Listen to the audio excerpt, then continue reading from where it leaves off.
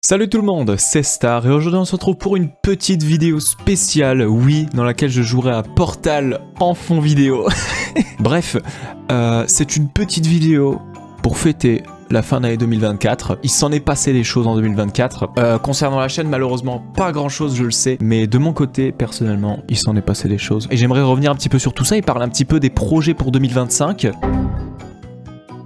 Et Portal vient de freeze. 2024, ça a été une année assez neutre sur YouTube pour la chaîne Star Game World, étant donné que c'était encore la transition du contenu FNAF vers non FNAF, donc une année un peu compliquée, je vais être très honnête avec vous. De toute façon, cette vidéo, je vais parler sans filtre, hein. Je pense que vous le comprenez bien. Le but, c'est de pas faire « Ah, je suis tellement content et tout pour votre soutien ou quoi ». C'est aussi discuter des choses dont je ne parle habituellement pas en vidéo. C'est compliqué de quitter FNAF. En tant que passion, c'est complètement passé. Je m'intéresse à quelques trucs, mais c'est fini, FNAF.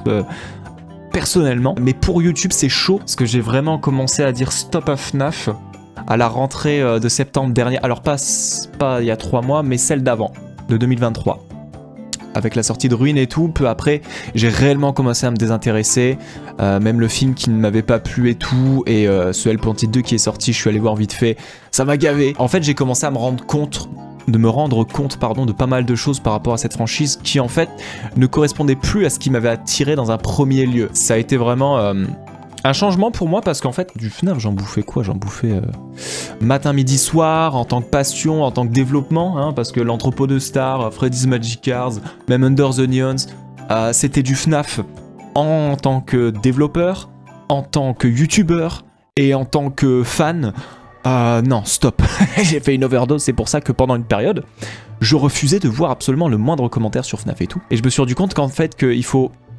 C'est pas qu'il faut relativiser, mais en fait, il faut pas se mettre dans un mode de pensée de censure. Et il faut juste se dire que ça fait partie de ma chaîne YouTube. Ça fait partie de ce qui m'a élevé, en fait, sur YouTube.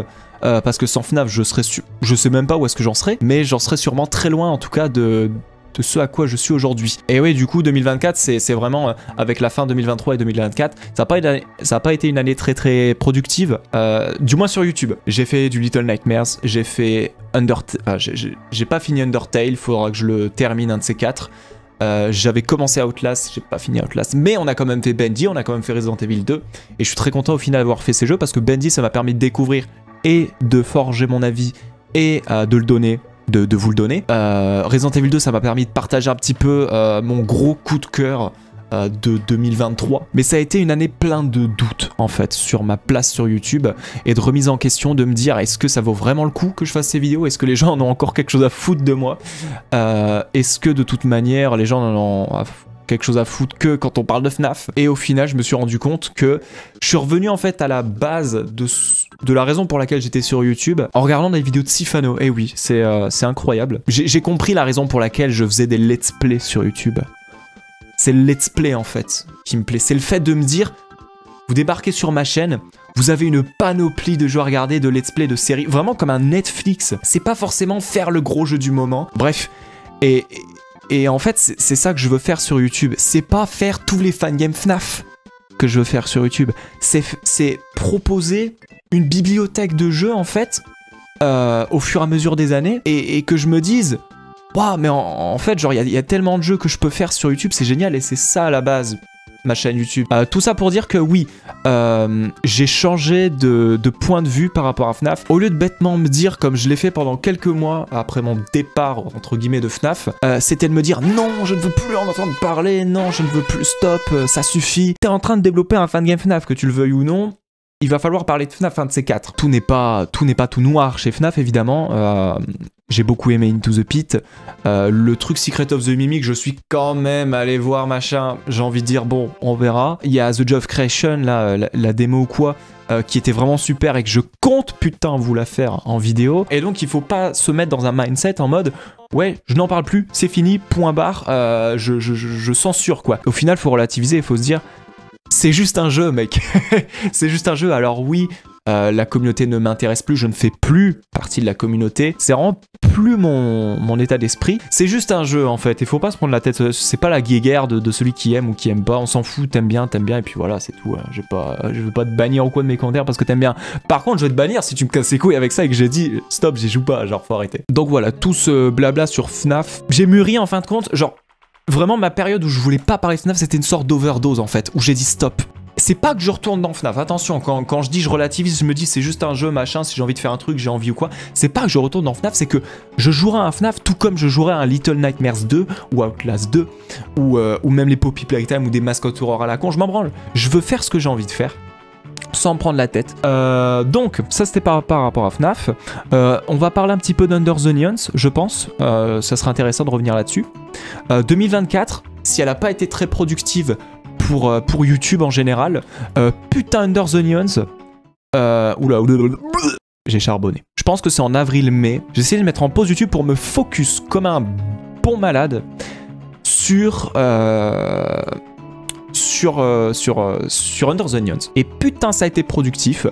Quand j'avais genre commencé vraiment de tryhard le développement, j'avais même pas commencé à programmer un ennemi. On a vu dans Under the Neons avec le trailer qu'il y avait plusieurs ennemis, machin.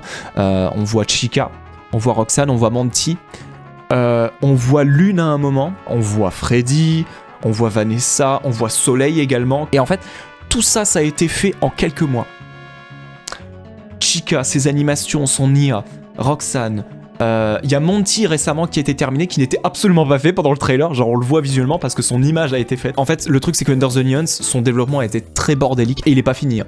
Mais il est bientôt fini on va dire. Ça a vraiment super bien avancé Under the Neons et donc je suis vraiment confiant à l'idée de sortir le jeu pour cet hiver. Ça me laisse globalement encore 3 mois et demi. 3 mois et demi pour finir. Alors, deux IA ennemis, grossièrement, donc 2 gros morceaux de gameplay, plus un autre truc qui n'est pas un ennemi ou quoi, mais qui est important au gameplay sur une certaine partie du jeu.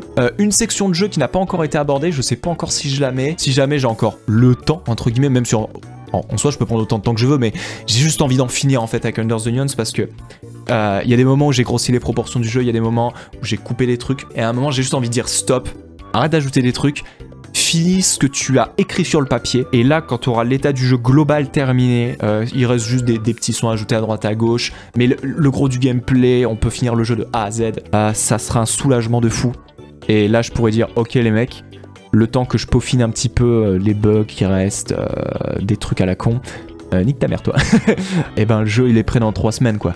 Le temps de tester un petit peu tout ça. Bref, grossièrement, il faut que ça se passe comme ça. Donc voilà, tout ça pour dire que Under the Neons, il est prévu de sortir maximum mi-mars parce que c'est la fin de l'hiver. Et après, on verra au niveau du marketing si je fais genre... un trailer final, mais je sais pas parce que j'ai peur de montrer trop de trucs. Parce que forcément, je vais devoir montrer des nouveaux trucs si je fais un trailer final avec la date de sortie précise et tout. Je pense pas honnêtement parce que je pense que j'en ai suffisamment montré dans le trailer de base pour que vous ayez encore la surprise de « Oh putain, c'est ça le cycle de gameplay. Oh ok, ce personnage, il a ce rôle-là. Oh, Soleil, il sert à ça. Oh, Lune, on l'a vu. Oh putain, il fait ça en fait pendant ce gameplay-là. » Non, je veux vraiment que vous ayez encore beaucoup d'éléments de surprise sans vous dire « Ah ok, le jeu, il ressemble à ça. » Très bien, bah ça m'intéresse pas et j'irai pas le tester. Non, je pense que c'est suffisant et ouais, et il n'y a pas besoin d'en faire plus. Dernière chose à dire par rapport à Under the Neons, je voulais vous remercier pour les retours sur le trailer, il a fait plus de 1500 vues. Je vous avoue que je m'attendais à plus, étant donné que juste le trailer où j'avais annoncé le titre du jeu il y a plus de 2 ans je crois, ce trailer a fait genre 2100 vues alors que je montrais rien du tout. Donc j'avoue que je m'attendais genre à du 3000-4000 vues, mais d'un autre côté je me dis 1500 vues mais derrière il fait 250 likes le trailer. Et le ratio de likes par rapport au nombre de vues, il est énorme par rapport à d'habitude. Et je voulais vous remercier pour le trailer parce que vous sentiez vraiment que par rapport à l'Entrepôt de Stars, le remake, en termes de qualité, de finition et tout, le jeu il a rien à voir, il a tellement plus d'animation. Les stats du jeu sont énormes. Genre je fais des tests des fois pour voir un peu combien de temps ça me prend. De l'intro au premier tiers du jeu, genre de 0 à 30% du jeu, ça m'a pris 45 minutes. Donc le jeu final, il fera plus de 2 heures. En sachant que le jeu, la rejouabilité, elle est géniale parce que vous allez pouvoir faire des choix. Vous allez pouvoir faire des choix qui vont impacter votre gameplay. Et j'en suis très fier. Ça vient vraiment épicer un petit peu le gameplay, quoi. On va sortir un petit peu d'Under the Onions parce que je pense que j'ai un petit peu tout dit ce que j'avais envie de dire. Ensuite, par rapport à la chaîne, je m'étais dit, quand il y avait eu une pause de vidéos entre avril et là, tout récemment, quand j'ai repris un petit peu lentement les vidéos, je m'étais dit, je vais reprendre les vidéos quand Under the Onions sera sorti. Vous comprenez que il y a eu 5-6 vidéos depuis le trailer d'Under the Onions, dont c'est que je n'ai pas pu résister à reprendre dessus parce que ça me manquait trop, en fait. Ça me manquait trop et j'ai tellement envie de continuer à vous faire découvrir, en fait, des jeux et à ce que vous redécouvriez des jeux en ma compagnie. Donc ça, ce sera... donc voilà, les vidéos reprennent tout doucement. C'est pas le rythme final parce qu'il y a quand même du temps, pas forcément chaque jour, mais il y a quand même du temps des fois que je me dis, bon, je fais une vidéo où je fais Under the Onions, je continue de développer le jeu. Et des fois je me dis, bah vas-y, ça fait 3-4 jours que j'ai pas fait une vidéo, donc j'en fais une. Donc c'est pour ça que je fais les DLC Little Nightmares. Rien de majeur, vous le remarquez peut-être, rien de majeur par rapport aux vidéos parce que justement... il faut que je ne reprenne pas le rythme à 100% entre guillemets de YouTube. Je dis une connerie, vidéo tous les 3 jours, 2-3 jours, parce que justement il y a du temps qui est consacré au développement d'Under the Onions, même si c'est les finitions, mais il y a encore des trucs à faire. Donc voilà, je décide pas de me mettre encore à plein temps comme avant, où je faisais quasiment une vidéo par jour parce que j'en ai pas trop la possibilité et parce que justement il y a Under the Onions encore à fignoler. Tout ça pour dire que, ouais, Under the Onions 2025 et les vidéos, du coup, oui, qui reprennent lancement. Ma conclusion par rapport à cette vidéo, c'est que je veux plus me prendre la tête par rapport aux vidéos. C'est-à-dire que, mes vidéos, elles font pas de vues. Mon épisode de Little Nightmares, j'y ai passé 3 heures, il fait 70 vues. C'est vraiment dommage d'avoir 6200 abonnés et de faire 70 vues. Ouais, c'est carrément dommage et ça fait chier. Et pendant ce temps-là, eh ben, je me suis bien amusé. Donc je m'en fous au final. Bah c'est comme ça, c'est le hasard de YouTube. Moi je fais pas ça pour gagner ma vie, je fais ça juste pour partager les trucs que j'aime. Donc je m'en branle en fait si ma vidéo elle fait 70 vues. Ouais, ça fait chier. Mais genre, je me suis amusé. Je me suis amusé à la monter, j'ai mis des montages cons, il y a des moments que j'aime bien. Il y a des vidéos qui marchent, il y a des vidéos qui marchent pas. Il y a des périodes qui sont plus productives, il y a des périodes qui le sont moins. Donc 2025, ça va être la reprise officielle de YouTube en début d'année de toute manière, puisque... Under the Onions se termine tout doucement. Puis voilà, tout simplement. C'était un peu ma vidéo, c'était vous tenir un petit peu au courant de tout ça par rapport à Under the Onions surtout. C'est à peu près tout pour cette vidéo. J'espère que j'aurais répondu peut-être à vos interrogations par rapport à ma chaîne. Parce que c'est vrai que depuis 1 an et demi, ma chaîne, elle prend la poussière, clairement. Et puis c'est vrai que c'est un peu triste de voir ma chaîne qui, avant, faisait beaucoup de vues, beaucoup de vidéos et tout. Il y avait des 50aines de commentaires par vidéo et tout. Adieu petit cube, tu nous manqueras. Et là, tout d'un coup, elle prend un peu la poussière. Mais c'est parce qu'il s'est passé beaucoup de trucs. Il y a eu ma rentrée à la fac, il y a eu le développement d'Under the Onions qui a charbonné et qui charbonne encore. Et qu'il faut terminer de toute manière parce que j'ai plein d'idées pour des projets ensuite. Donc 2025, ça va être vraiment la renaissance, entre guillemets, de ma chaîne. La sortie d'Under the Onions qui va être un événement fou pour ma chaîne, en ayant vu un peu les réactions que vous avez pu faire. Pour ceux qui ont fait des vidéos dessus, je vous remercie en plus. Tutur, Wolfax, j'avais contacté des gens qui n'ont pas fait de réaction finale. Et bah ils vont se faire voir. Et je ferai en sorte que l'attente paye parce que vous avez vraiment vu genre... Vous avez entendu 3 phrases. Vous avez entendu 3 phrases sur... 400. Putain, je n'en peux plus. Le nombre de fois où je fais des vocaux avec les co-directeurs Balcor et Adbup qui m'accompagnent depuis le début du développement du jeu et que je leur dis mais j'ai tellement hâte de sortir ce jeu et que vous voyez un petit peu ce que j'ai pu vous mijoter. C'est le plus gros projet de ma vie et j'ai hâte que vous voyez tout ça. Voilà. Donc, on va pouvoir s'arrêter là pour cette vidéo. Commentez sur Portal que je ferai aussi sur la chaîne, un de ces 4. J'ai tellement de trucs à vous montrer. J'ai tellement hâte pour cette année 2025 qui va être...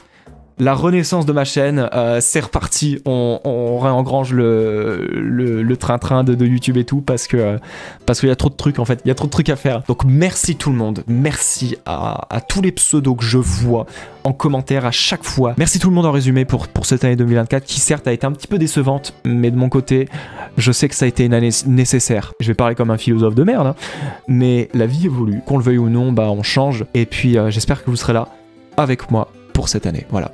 Merci tout le monde d'avoir regardé cette vidéo jusqu'au bout, c'était un peu long, je vais essayer de compresser tout ça. Et bonne année, J'espère que vous avez passé de bonnes fêtes et j'espère que vous passerez un bon nouvel an. Et puis voilà, merci à tout le monde encore une fois. N'hésitez pas à mettre un petit pouce bleu, à donner surtout votre avis en commentaire, à partager la vidéo sur les réseaux sociaux. N'oubliez pas le bouche à oreille, c'est super important sur internet. Et n'hésitez pas à vous abonner pour cette année 2025 qui va être incroyable. Allez, c'était Star, merci encore une fois de regarder et à plus tout le monde.